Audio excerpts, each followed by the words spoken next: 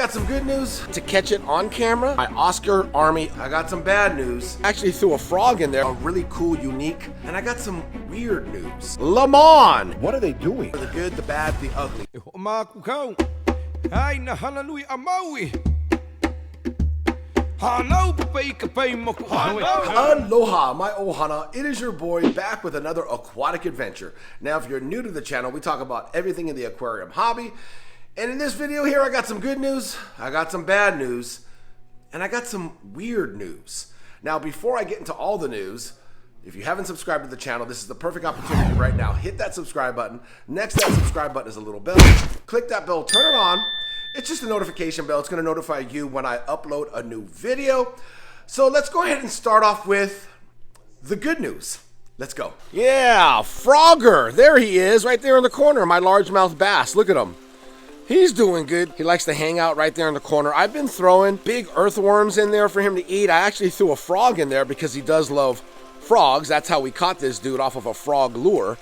I don't see the frog in here. The frog could have jumped out, nor do I see the earthworms either. So I haven't yet to catch it on camera, but he's doing good. That was the really good news I wanted to share with you guys in the above ground pond, which is a temporary home for him because this bad boy here is up for auction.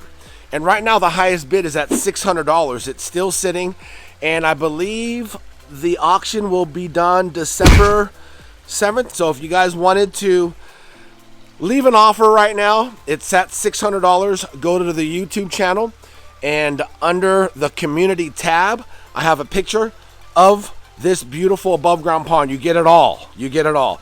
The aerators, the pump, the filter, bog filter, everything. It's pretty much plug and play. You just got to pick it up. That's the bad thing, right? So you're going to have a truck or some sort, maybe some type of skills to take off that bog filter. I can give you a hand moving it to the truck and help loading it. But yeah, this whole thing is plug and play, ready to go. It'd make a really cool goldfish pond, koi pond, but minimum koi, you know, unless you have a plan like I did with Tiki Falls 4.0. Definitely can put koi in here. A nice turtle pond too as well. It could be a lot of cool things. You can keep this in your garage if you have room, and keep exotic fish in there too as well. Some big ones too. Anyways, if you're wondering the gallons, it's about roughly 500 gallons. The bog filter is about 100 gallons of water in the bog filter. But yeah, the plants, I'm gonna have to chop them down. They're starting to turn a little brown. So I'll chop them down and new ones will grow next season. It's really cool how the bog filter works. But that is the good news. And Frogger is his name, just so you guys know. Shout out to that Ohana member who came up with that name, Frogger. I got you. Well, now it's time for the bad news. And like I said earlier, I'm super transparent when it comes to sharing my channel, my hobby with all of you guys, especially my Ohana. I keep things 100% real. With good news, there's always bad news. And I share the good, the bad, the ugly. So with that being said, we have to go into Tiki Lounge, the fish room in the garage, for the bad news. Let's go. All right, we are in Tiki Lounge, and I'm going to show you guys this one in particular aquarium. This is my Oscar Army aquarium. As you can see, 150 gallons. They are absolutely loving it in here. No aggression. They all get along. You can see the Oscar Army lives strong. We're going to start off with this Oscar here. This is Red. I call him Red Bone.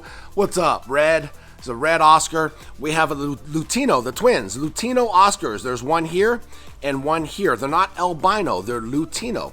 Now, Lutino, you can kind of see the black that comes in. They look almost kind of dirty, but you can kind of see the black. They're a really cool, unique Oscar. Shout out to Garcia Aquatics. He's the one who had these shipped to me. So I call them the twins.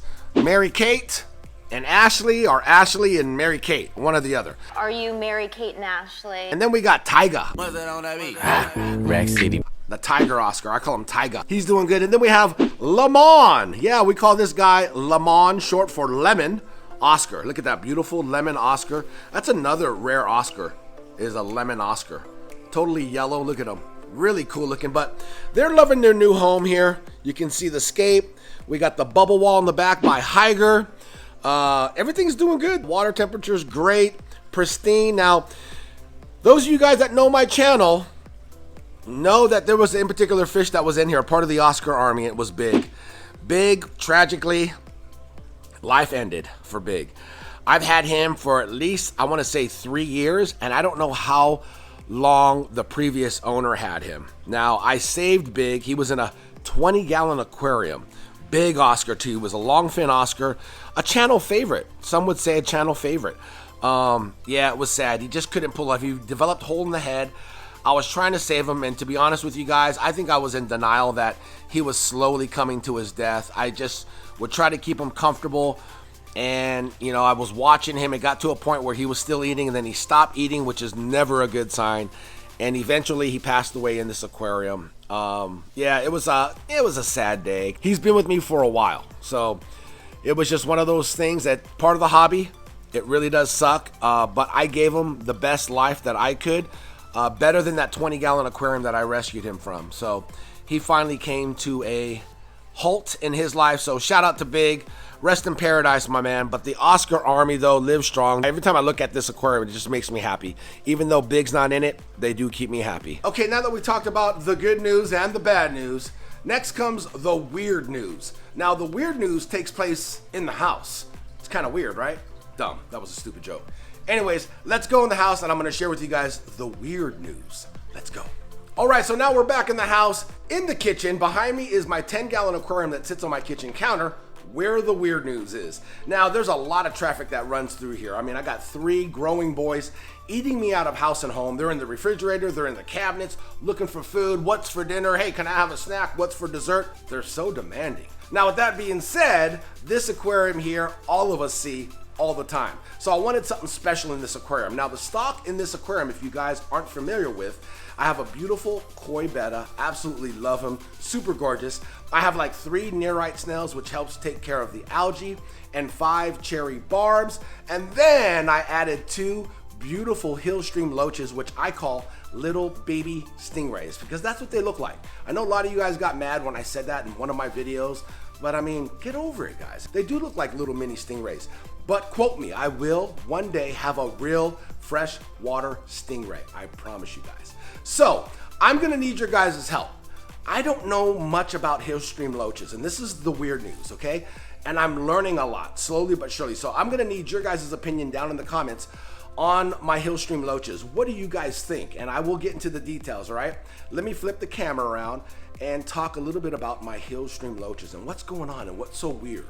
Okay, so here are my Hillstream Loaches, and I had to pick up my camera and shoot this video with them interacting like this. At first, I thought they were bullying each other because they can be super territorial. This is a 10-gallon tank, and I do have 2. So if these are 2 males, one's gonna try to be more dominant than the other.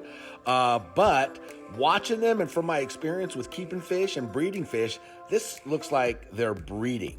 Now, I'm gonna show you guys some footage that I found on the internet of 2 Hillstream Loaches breeding, and you guys can tell me if this is an act of breeding or an act of being aggressive towards each other. It's kind of weird too when they do breed. They will, you know, breed, and you know, the eggs will scatter like everywhere. The male and female will rise up together in the water column and simultaneously release eggs and milt, which will scatter all over the aquarium, you know, in cracks, rocks, between the aquarium to keep the eggs safe. Yeah, pretty wild, right? Look at them, just going at it. So I'm sitting there just watching them go nutsos on each other. And the eggs will be safe in between cracks and whatnot, and then they'll develop and they will form. But let me show you the footage.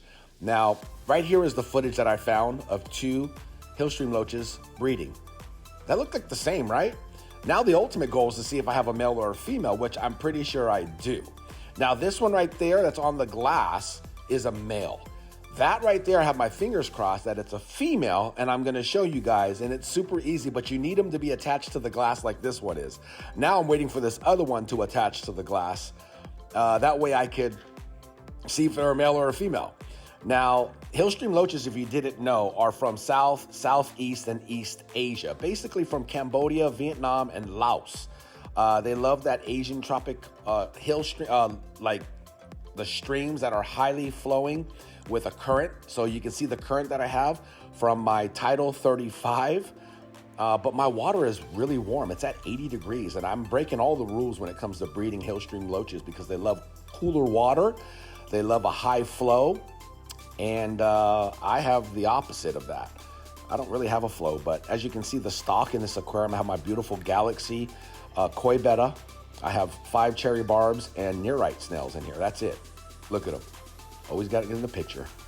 But yeah, they're doing good so far. But this one right here is the one that's back on. That is a female. I can't wait to show you guys. It's so easy. That right there is a male.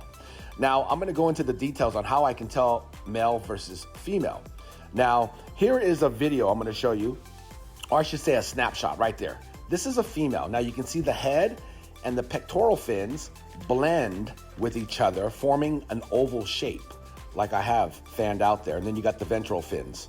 Now, a male, this is a male, has a pointy, or I should say the head, sticks out a little bit further and forms a shoulder, making the pectoral fins more of a square. So you got a male square and a female oval. That's how you can tell. Pretty simple, but you need them to stick to the glass. This right here is my female.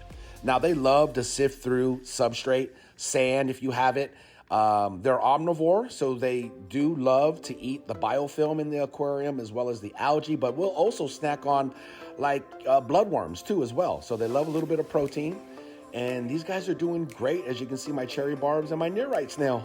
Look it. And there you have it. Down in the comments, my Ohana, you guys tell me what you think. Your opinion, or honest opinion. Do you think the Hillstream Loaches are actually breeding in this 10-gallon aquarium that sits on my kitchen counter?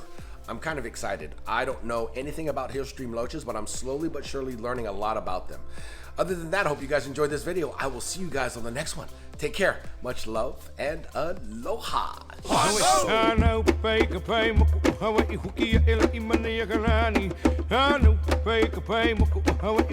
A Maui.